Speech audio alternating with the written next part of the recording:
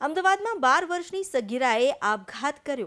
વાસણા નીલકંઠ એપાર્ટમેન્ટમાં સગીરાએ આપઘાત કર્યો। પરિવારનો આરોપ છે કે સગીરા જે જગ્યાએ કામ કરતી હતી ત્યાં રહેતા યુવકે સગીરા પર દુષ્કર્મ આચર્યું। જો કે હાલ તો પોલીસે આખા મામલામાં તપાસ શરૂ કરી છે।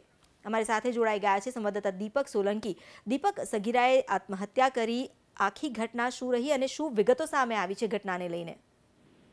જી, વાસણા નીલકંઠ એપાર્ટમેન્ટમાં ઘરકામ કરવા ગયેલી 12 વર્ષીય સગીરા દ્વારા આપઘાત કરી લેવામાં આવ્યો છે। પરિવારજનોનો આક્ષેપ છે કે જે સગીરા છે તે ઘરકામ કરવા ગઈ ત્યારે ત્યાં એક યુવક પણ હતો ને તેના દ્વારા તેની સાથે અઘટિત ઘટના કરવામાં આવી, જેના કારણે યુવતીએ આઘાતમાં આવી અને આપઘાત કરી લીધો છે।